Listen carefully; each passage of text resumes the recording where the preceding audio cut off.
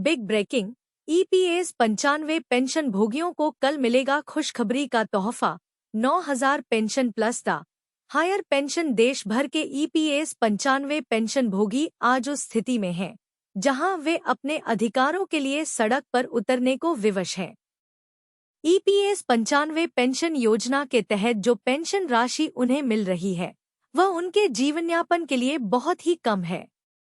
इसके चलते पेंशन भोगियों ने दिल्ली में एक बड़े धरने का आयोजन किया है, जिसका मकसद सरकार को उनकी समस्याओं की ओर ध्यान आकर्षित कराना है। 6, 7, 8 अगस्त को जंतर मंतर दिल्ली में धरना दिया जाएगा, जिसमें लाखों पेंशन भोगियों के पहुंचने की खबर है। साल 1995 में शुरू की गई यह पेंशन योजना निजी और सार्वजनिक क्षेत्र के कर्मचारियों के लिए एक महत्वपूर्ण सुरक्षा कवच के रूप में देखा गया था। इस योजना का उद्देश्य सेवानिवृत्ति के बाद कर्मचारियों को एक निश्चित आय प्रदान करना था।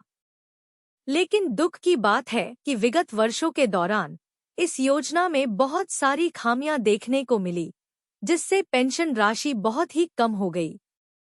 वर्तमान में कई पेंशन भोगी महज 1,000 से 2,000 रुपए की मासिक पेंशन पर निर्भर हैं, जो वर्तमान की स्थिति में अपर्याप्त है। महंगाई और दैनिक जीवन की आवश्यकताओं के बढ़ते खर्चों के बीच ईपीएस 95 पेंशन भोगियों को अपने मूलभूत आवश्यकताओं को पूरा करना भी मुश्किल हो गया है। इस स्थिति ने पेंशन भोगियों को अपने जीवनयापन के लिए संघर्ष करने पर मजबूर कर दिया है। पेंशन भोगियों की मांगे। एक न्यूनतम पेंशन 9,000 रुपए प्लस महंगाई भत्ता दा। मौजूदा समय में अधिकांश पेंशन भोगियों को जो राशि मिल रही है वह न केवल अपर्याप्त है, बल्कि उनके सम्मानजनक जीवनयापन के अधिकार का उल्लंघन भी है। पेंशन भोगी न्यूनतम 9,000 रुपए पेंशन की मांग कर रहे हैं, साथ ही महंगाई भत्ता दा को जोड़ने की भी मांग की जा रही है ताकि उनकी आय महंगाई के अनुसार समायोजित हो सके। 2. हायर पेंशन के विकल्प की अनुमति। बहुत से कर्मचारियों ने अपने सेवाकाल में उच्च वेतनमान पर काम किया है और उच्च पेंशन के हकदार हैं। वर्तमान नियमों के तहत उन्हें इस उच्च पेंशन का लाभ नहीं मिल पा रहा है। पेंशन भोगियों की मांग है कि सभी ईपीएस पेंशन धारकों को उच्च पेंशन का विकल्प दिया जाए, जिससे उनकी आय में वृद्धि हो और वे अपने भविष्य को सुरक्षित कर सकें। 3. वरिष्ठ नागरिकों के लिए रेलवे रियायतें बहाल करना। पहले वरिष्ठ नागरिकों को रेल यात्रा में विशेष रियायतें दी जाती थीं, जिससे उन्हें यात्रा करने में आसानी होती थी। सरकार द्वारा इन रियायतों को वापस ले लिया गया है, जिससे वरिष्ठ नागरिकों को आर्थिक रूप से बोझ का सामना करना पड़ रहा है। पेंशन भोगी चाहते हैं कि यह रियायतें फिर से बहाल की जाएं। 4. सभी ईपीएस पेंशन भोगियों के लिए मुफ्त चिकित्सा सुविधाएं। वृद्धावस्था में स्वास्थ्य देखभाल की जरूरतें बढ़ जाती हैं और चिकित्सा खर्चे भी बढ़ते हैं। पेंशन भोगी चाहते हैं कि उन्हें मुफ्त चिकित्सा सुविधाएं उपलब्ध कराई जाएं, ताकि वे बिना किसी आर्थिक दबाव के अपनी स्वास्थ्य संबंधी जरूरतों को पूरा कर सकें। पेंशन भोगियों की मांगे तत्काल प्रभाव से लागू। यह आंदोलन सिर्फ पेंशन भोगियों की आर्थिक समस्याओं का हल नहीं, बल्कि उनके सामाजिक सुरक्षा के अधिकार की लड़ाई भी है। यदि सरकार इन मांगों को मानती है, तो यह देश भर के पेंशन भोगियों के लिए एक महत्वपूर्ण सफलता होगी।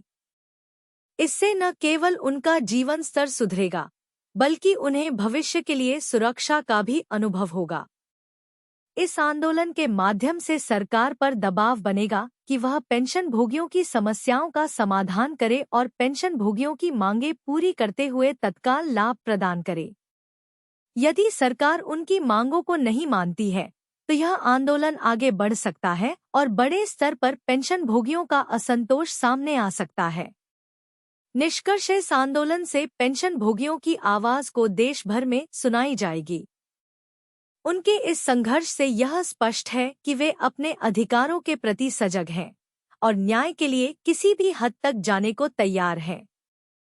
सरकार को इस आंदोलन को गंभीरता से लेना होगा और पेंशन भोगियों की मांगों को पूरा करने के लिए आवश्यक कदम उठाने होंगे। यह सिर्फ पेंशन भोगियों का नहीं, बल्कि उनके सम्मान और अधिकारों का भी आंदोलन है।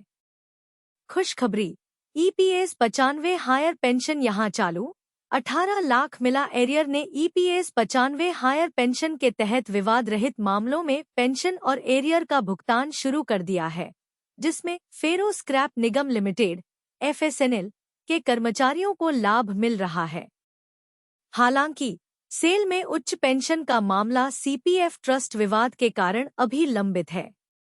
कर्मचारी भविष्य निधि संगठन एम्प्लॉयज प्रोविडेंट फंड ऑर्गेनाइजेशन ने ईपीएस 95 हायर पेंशन के तहत विवादित मामलों को छोड़कर अन्य मामलों में पेंशन भुगतान शुरू कर दिया है। फेरो स्क्रैप निगम लिमिटेड (एफएसएनएल) का केसफेरो स्क्रैप निगम लिमिटेड (एफएसएनएल) के कार्मिकों को हायर पेंशन के साथ साथ बकाया एरियर का भी भुगतान किया जा रहा है। भिलाई C2 के जनरल सेक्रेटरी जेपी त्रिवेदी के मुताबिक एक कर्मचारी को 18 लाख रुपए एरियर मिला है। एफएसएनएल का मुख्यालय भिलाई में है और यह कंपनी इस समय अपने निजीकरण के कारण चर्चा में है। पेंशन की गणना और भुगतान एक्स एम्प्लॉयज वेलफेयर एसोसिएशन के अध्यक्ष शांत कुमार ने बताया कि 2018 से 20 के बीच रिटायर हुए कर्मचारियों को 10 से 20 हजार रुपए मासिक पेंशन मिल रही है। डायरेक्ट अंशदान वाले मामलों में पेंशन का भुगतान हो रहा है, जबकि ट्रस्ट के माध्यम से अंशदान करने वालों में विवाद बना हुआ है। सेल का मामला Steel Authority of India Limited (सेल) में उच्च पेंशन का मामला अभी लंबित है। सीपीएफ ट्रस्ट विवाद के चलते ईपीएफओ ने ज्वाइंट ऑप्शन फॉर्म और डिफरेंस अमाउंट जमा होने के बावजूद पैसा वापस कर दिया था। यहां पेंशन का रास्ता ट्रस्ट विवाद हल होने के बाद ही साफ हो सकेगा। फिलहाल कर्मचारी और अधिकारी तनाव में हैं। ईपीएस 95 हायर पेंशन के तहत पेंशन भुगतान की प्रक्रिया में तेजी आई है, विशेष रूप से डायरेक्ट अंशदान वाले मामलों में। हालांकि कुछ मामलों में अभी भी विवाद बने हुए हैं, जिन्हें हल करने की आवश्यकता है। ईपीएफओ के इस कदम से कर्मचारियों में उत्साह का माहौल है और उम्मीद है कि लंबित मामलों का भी जल्द समाधान होगा।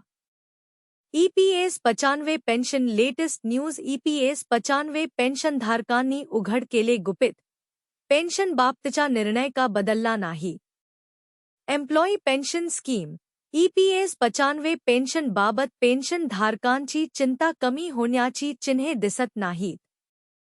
पेंशन धारक सतत नवनवीन तथ्ये आणि त्यांच्या चिंता सोशल मीडियावर शेअर करत असतात।